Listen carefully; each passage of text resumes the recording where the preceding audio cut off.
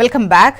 ఎన్నికల టైంలో ఏవైతే హామీలు ఇచ్చిందో వాటిని కాంగ్రెస్ ప్రభుత్వం విస్మరించిందని, వచ్చిన తర్వాత పాలన పైన కన్నా అభివృద్ధి పైన కన్నా కూడా పేర్ల మార్పుపై దృష్టి పెట్టి డైవర్షన్ పాలిటిక్స్ చేస్తోంది అని చెప్పేసి కాంగ్రెస్ అగ్రనేత రాహుల్ గాంధీకి మాజీ మంత్రి కేటీఆర్ నిన్న బహిరంగ లేఖ రాసిన విషయం మనకు తెలిసిందే. డిస్కస్ చేద్దాం. అంటే నెక్స్ట్ మేము అధికారంలోకి వస్తే ఖచ్చితంగా ఇక పేర్లు మారుతాయి. గత 10 ఏళ్లలో ఎప్పుడూ పేర్ల మార్పుపై దృష్టి పెట్టలేదు, అభివృద్ధి పైన మాత్రమే దృష్టి పెట్టాము అని చెప్పేసి మాట్లాడినటువంటి సిచ్యువేషన్లో గెస్టులు రెడీగా ఉన్నారు. వారి అభిప్రాయం తీసుకుందాం. డాక్టర్ దత్తాత్రేయ గారు బీఆర్ఎస్ సీనియర్ నాయకులు, శ్రీవర్ధన్ రెడ్డి గారు బీజేపీ సీనియర్ నాయకులు. నమస్తే అండి, welcome to the debate. Dattatreya గారు ఇప్పుడు పేర్ల మార్పుతో వాళ్ళు డైవర్షన్ పాలిటిక్స్ చేస్తున్నారు. విగ్రహ మార్పు కావచ్చు, పేర్ల మార్పు కావచ్చు, వాటెవర్ వాటన్నిటిపైన. సో అవే టాపిక్ని ఎత్తుకొని ప్రజల సమస్యను పక్కన పెట్టి మీరు కూడా వాటిపైన ముందుకెళ్తున్నారా? మేడం, ఇక్కడ హెచ్ఎంటీవీ ప్రేక్షకులకు, ప్యానెల్లో ఉన్నటువంటి పెద్దలకు గుడ్ మార్నింగ్ అండి. ఇక్కడ పేర్లు మార్పు అనేటువంటిది, విగ్రహాల మార్పు అనేటువంటిది తెలంగాణ ప్రజల అస్తిత్వ, ఆత్మగౌరవ, సాంస్కృతిక, కల్చరల్ ప్రోగ్రామ్ ని, కల్చరల్ అస్తిత్వ తెలంగాణను కించపరచడం అనేటువంటిది తెలంగాణ ప్రజలు భావిస్తా ఉన్నారు. మేము ఎప్పుడైనా గుర్తుపెట్టుకోండి మేడం, కాంగ్రెస్ పార్టీ అంటేనే తెలంగాణ ప్రజలను అవమానపరచడం, హేళన చేయడం వారి బ్లడ్ లోనే ఉంటది. గతంలో 1969లో అదే జరిగింది. తెలంగాణ మాట ఎత్తిన ప్రతిసారి వేరే విధమైనటువంటి అంశాలను ముందుకు తీసుకొచ్చి తెలంగాణ ఉద్యమాన్ని తక్కువ చేసేటువంటి ప్రయత్నం చేశారు. సో ఇప్పుడు కూడా అదే చేస్తా ఉన్నారు. ఇప్పుడు మేము తెలంగాణ అస్తిత్వాన్ని వదిలేసి, ఆత్మగౌరవాన్ని వదిలేసి సమస్యల పైన పోరాటం లేదా మేడం? రైతుల విషయంలో, రైతు బంధు విషయంలో, రైతు బీమా విషయంలో, రైతులకు వచ్చేటువంటి నాణ్యమైనటువంటి విద్యుత్ విషయంలో, వరికి కానీ మిగతా వాటికి ఇచ్చేటువంటి బోనస్ విషయంలో బీఆర్ఎస్ పార్టీ బలంగా ప్రశ్నిస్తా ఉంది. ఇవే కాదు, కాంగ్రెస్ పార్టీ అధికారంలోకి రావడం కోసం 6 గ్యారెంటీలు, 13 హామీలను ఏ విధంగా అయితే తెలంగాణ ప్రజలకు అబద్ధపు హామీలు ఇచ్చి అధికారంలోకి వచ్చిందో అవి నెరవేర్చమని అడుగుతున్నాం. ఇప్పుడు నెరవేర్చే క్రమంలో మీరు ఎందుకు దాట వేసి దూరం చేస్తా ఉన్నారు? సంవత్సర కాలం వీటితోనే కదా, డైవర్ట్ పాలిటిక్స్ తోటే కదా తెలంగాణ రాష్ట్ర ప్రజలని మభ్యపెడుతూ, బెదిరిస్తూ, భయపెడుతూ, కేసులు పెడుతూ ఈ విధంగా కాలం గడిపేస్తే తెలంగాణ ప్రజలు ఏం కావాలి మేడం? ఇప్పుడు తెలంగాణ రాష్ట్రంలోకి మేము అధికారంలోకి వస్తే తెలంగాణ చిహ్నాలను చెరిపేస్తాము, తెలంగాణలో ఉన్నటువంటి ఆనవాలను చెరిపేస్తామని మేనిఫెస్టోలో పెట్టుకున్నారా వీళ్ళు? తెలంగాణ తల్లి విగ్రహాన్ని మారుస్తాము, తెలంగాణ తల్లి చేతిలో ఉన్న బతుకమ్మని మాయం చేస్తామని మేనిఫెస్టోలో పెట్టుకొని రాలేదు కదా.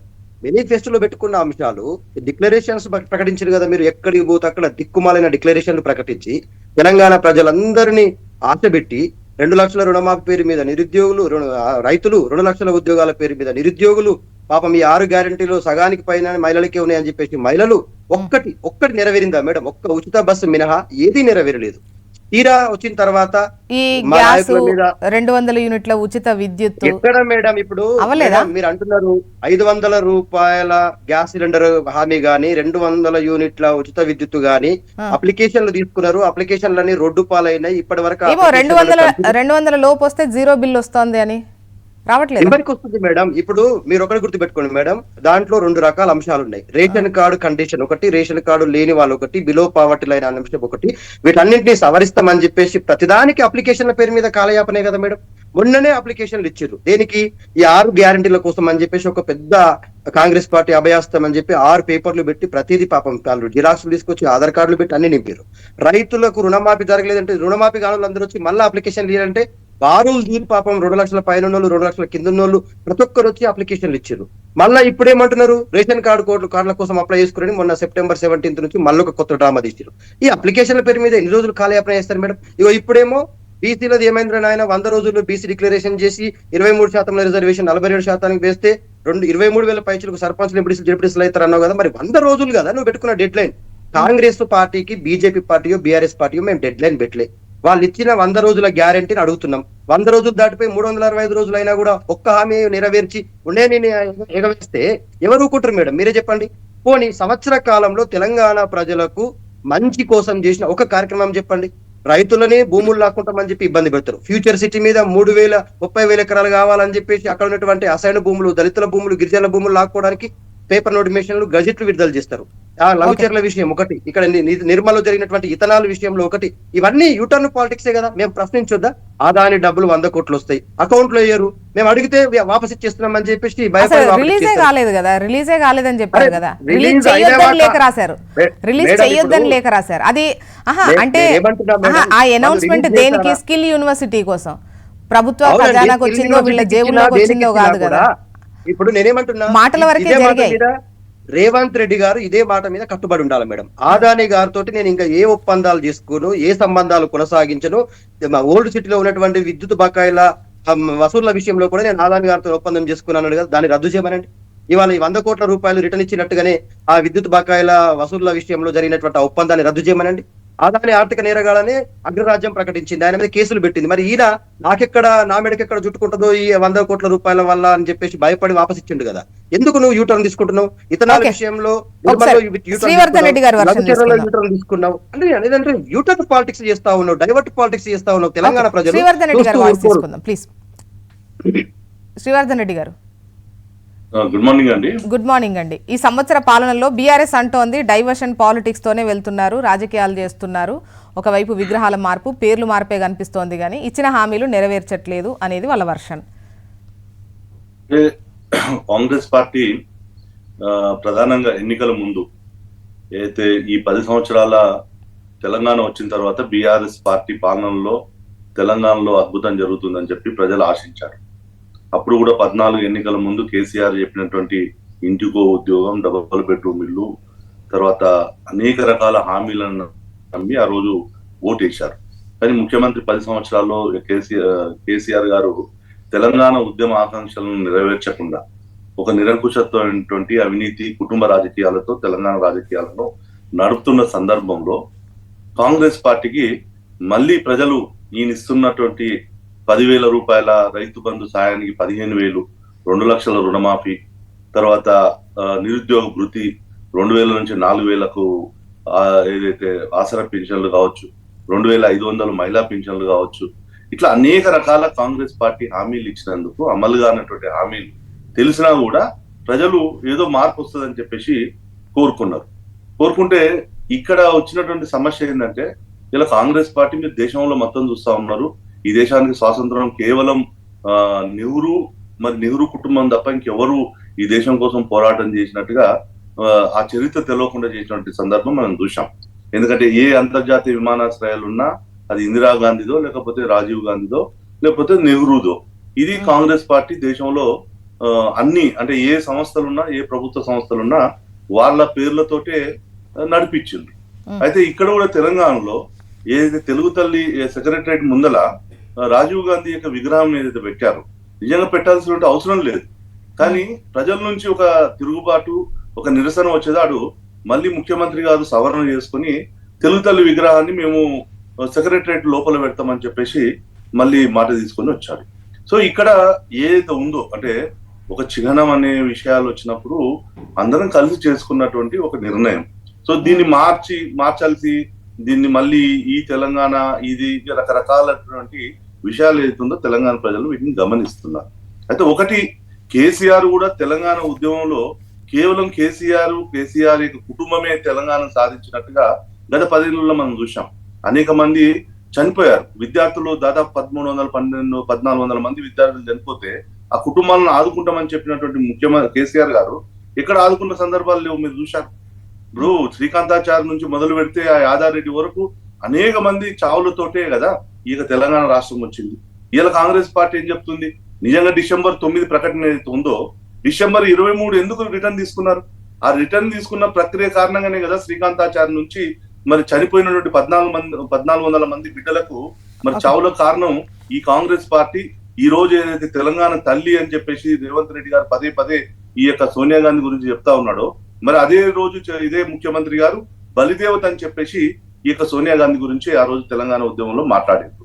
మరి ఇవాళ ఎట్లయిపోయింది? December 9 ఆమె జన్మదినం, తెలంగాణ ప్రజలకు ఆమె ఒక తల్లి అని చెప్పేసి ఇలా చెప్తున్న సందర్భం మనం ఆ రోజు చూసాం. సుష్మా స్వరాజ్ గారు పార్లమెంటులో బిల్లు పెట్టించి కాంగ్రెస్ పార్టీ తప్పని పరిస్థితిలో తెలంగాణ రాష్ట్రాన్ని ఒప్పుకున్నది. ప్రేమతో జరిగింది కాదు. ఇవాళ వీళ్ళు చెప్తున్నారు చరిత్ర, మేము ఆ రాష్ట్రాల్లో ఈ రాష్ట్రాల్లో ఓడిపోతామని తెలిసినా కూడా మేము తెలంగాణ ఇచ్చినాం అనేది.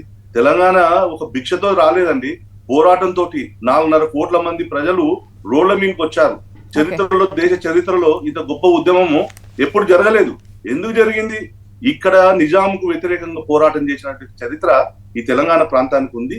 ఆ స్ఫూర్తితోటే ఇక్కడ ఉద్యమం జరిగింది. సో ఇవాళ వీళ్ళందరూ ఇక్కడ కేసీఆర్ మొత్తం ఈ ఉద్యమానికి నేనే నాయకుడిని 27 దీక్ష చేశాం, లేకపోతే ఇది వచ్చింది కాబట్టి 9 ఇప్పుడు శ్రీవర్ధన్ గారు ఉద్యమంలో జరిగిన పరిణామాలు, ఎవరికి ఎంత భాగం, సింహభాగం ఎవరికి, మిగతా ఈ లెక్కలన్నీ కూడా ప్రజలు వాళ్ళ ఆలోచనలో ఉన్నారు. ఎవరెన్ని చెప్పినా కూడా ఏ పార్టీకి ఎంత ఇవ్వాలి ప్రయారిటీ ఉద్యమానికి సంబంధించి అనేది వాళ్ళ క్లియర్ పిక్చర్ ఉన్నది. ఉద్యమానికి సంబంధించి మాత్రమే మాట్లాడుతున్నారు.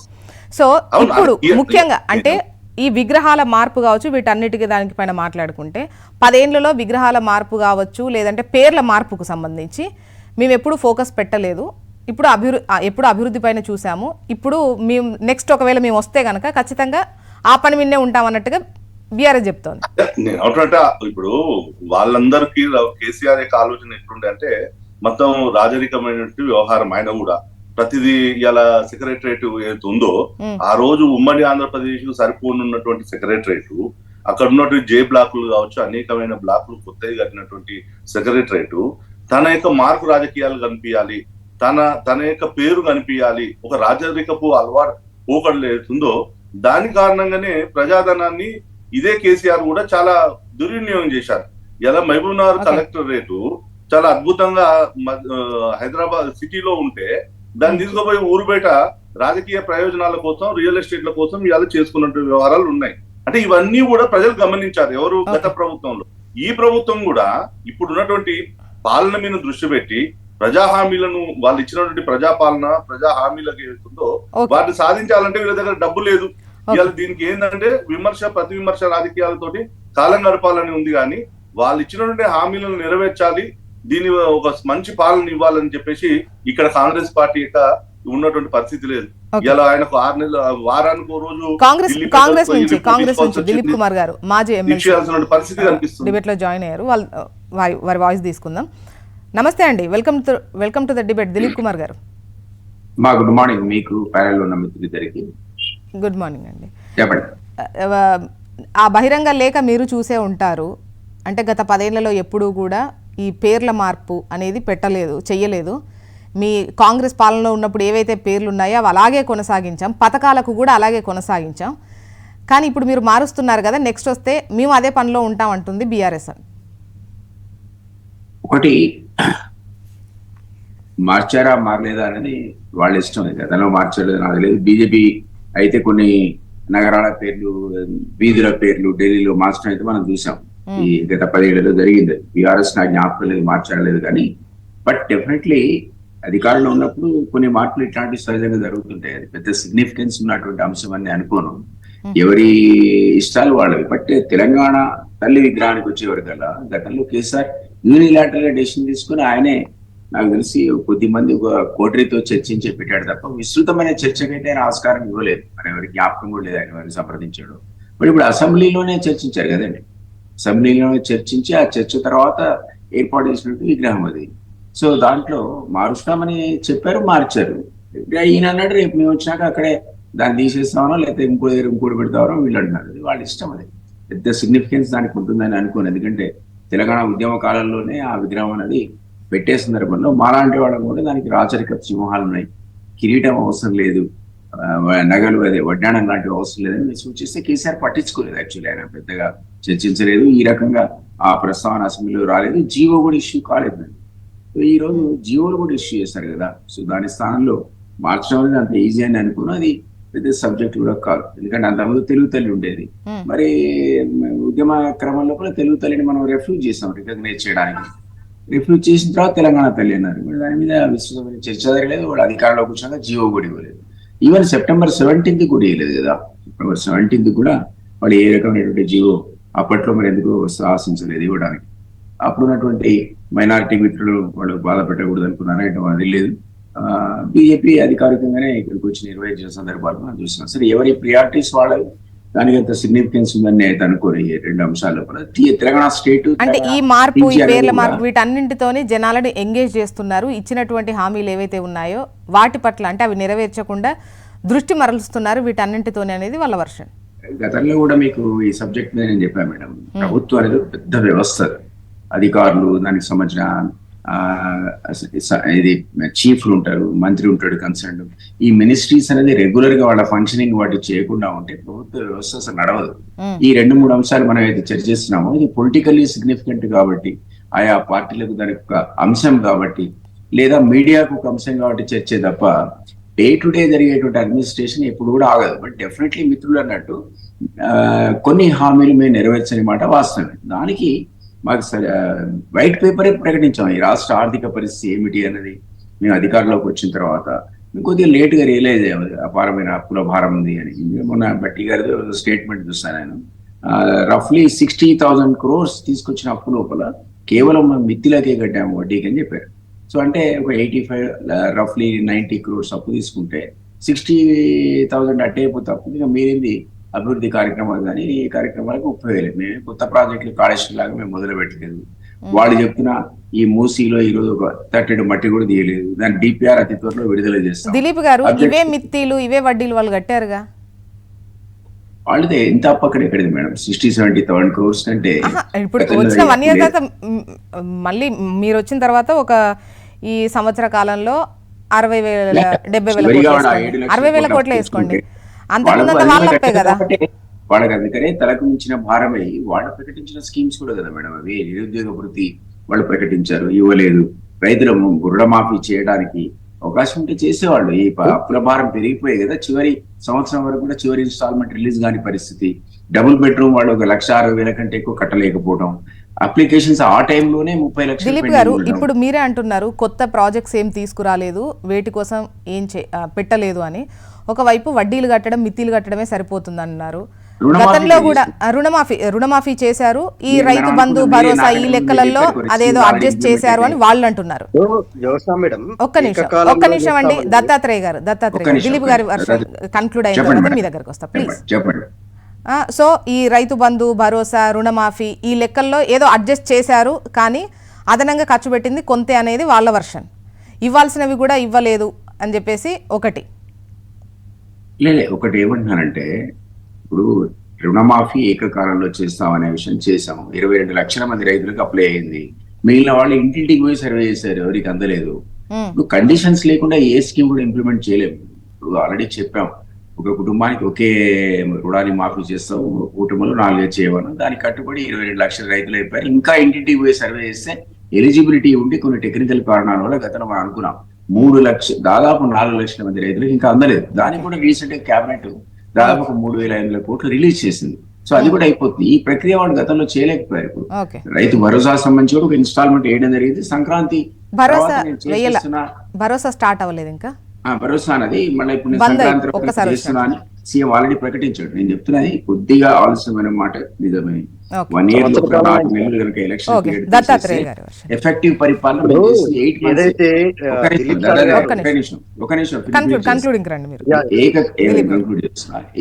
ఇప్పుడు ఏవైనా సరే చేయడానికి మాకున్న ఎఫెక్టివ్ టైం పీరియడ్ అనేది 8 months.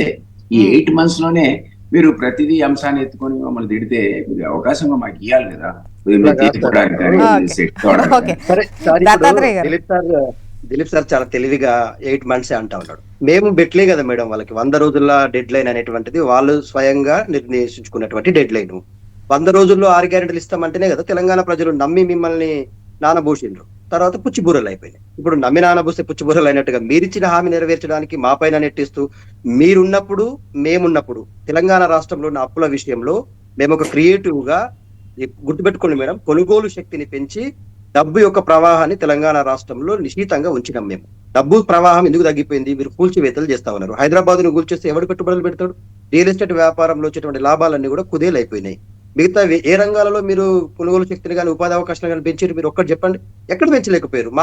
మా జపం చేస్తా ఉన్నారు. మీరు ఇచ్చిన ఉద్యోగాలు కేవలం 12,000 మాత్రమే.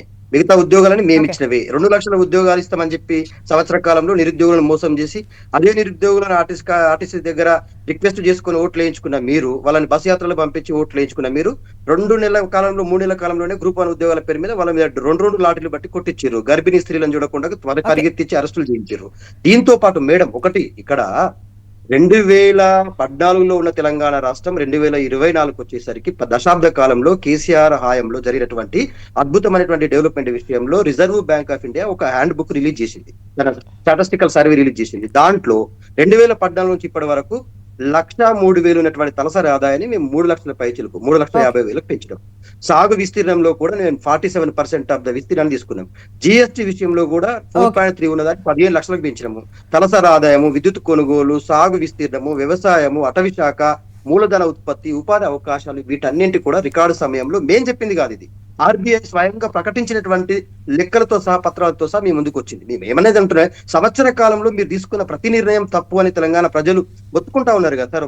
ఎక్కడ పడితే అక్కడ మాట్లాడుతూ ఉన్నారు. మేము కాదు, మేధావులు కూడా మిమ్మల్ని ఇవాళ నందిని సిద్ధారెడ్డి గారు ఏమన్నారు, మీరు తెలంగాణలో ఉన్నటువంటి తల్లిని విగ్రహాలను ఇవి మీరు ప్రాధాన్యత అంశాలుగా చూడలేదు, మీరు ఇవ్వలేదు, మీరు గ్యారంటీలలో పెట్టలేదు.